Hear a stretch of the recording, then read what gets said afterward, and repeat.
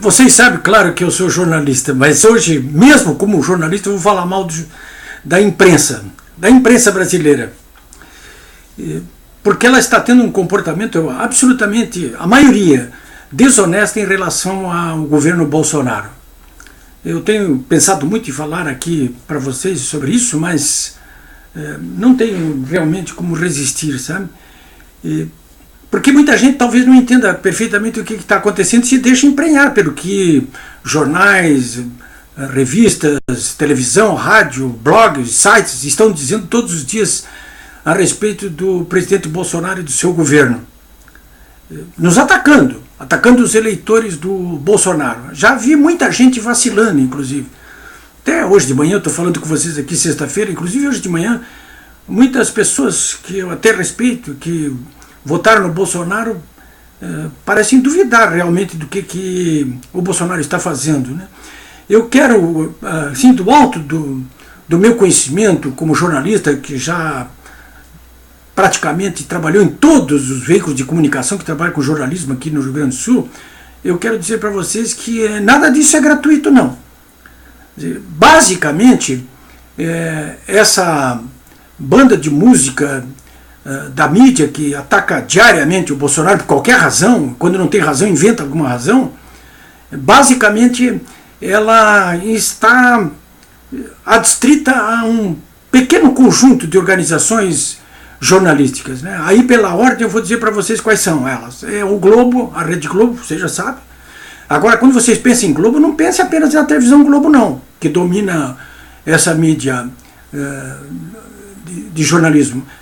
Tem rádio, tem emissora de rádio atrás disso aí, tem o jornal O Globo, que é muito poderoso, tem o jornal Valor Econômico, que pertence à Globo, tem o site G1, que é um dos sites mais acessados do Brasil, e tem as afiliadas da Rede Globo. Inclusive, por exemplo, aqui no Rio Grande do Sul, é a RBS que domina o mercado jornalístico, com o seu jornal Zero Hora, com a Rádio Gaúcho, com a RBS TV, com o seu site zerohora.com. Então, olha, só isso aí já é um exército formidável. E está todo ele empenhado em denegrir o governo Bolsonaro e o presidente 24 horas por dia.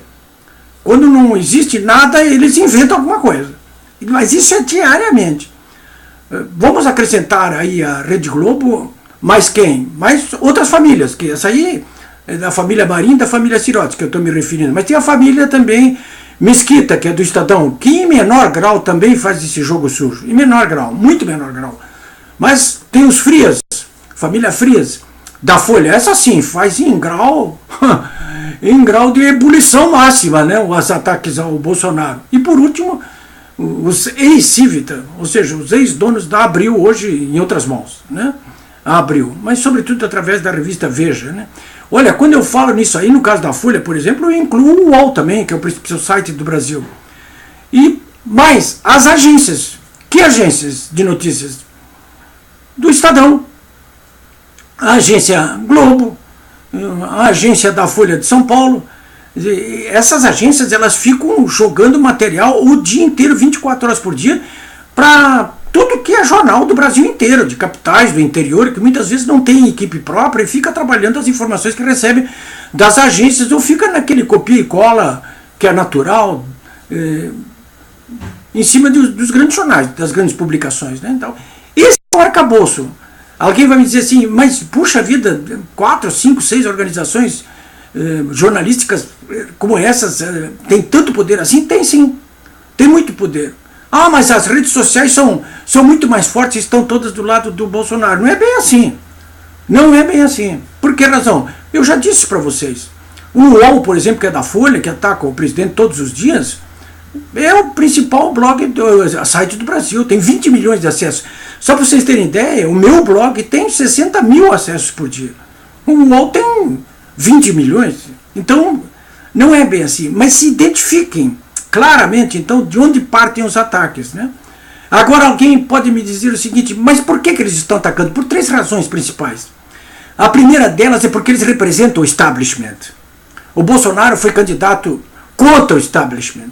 A onda azul que ele representou, que respondeu às nossas inquietações, já disse para vocês que vem desde a jornada de 2015, as propostas deles são as propostas exatamente de mudanças do establishment. E establishment é esse? É das grandes empreiteiras que corromperam e foram corrompidas. São os grandes partidos políticos do Brasil, MDB, PP, PSDB, quase todos envolvidos através de seus líderes em grossa onda de corrupções, o PT. Esse é o establishment, os bancões, né? Esse é o establishment. Gente que se cevou o tempo todo em benefícios fiscais do governo, nas tetas generosas dos juros baixos de longo prazo do BNDES, do Banco do Brasil e da Caixa. É o establishment. Então, o establishment não quis a eleição do Bolsonaro, trabalhou contra ele, perdeu a eleição, mas continua futricando e trabalhando, como vocês estão vendo. Então, primeiro isso. O segundo é o corte de verbas publicitárias.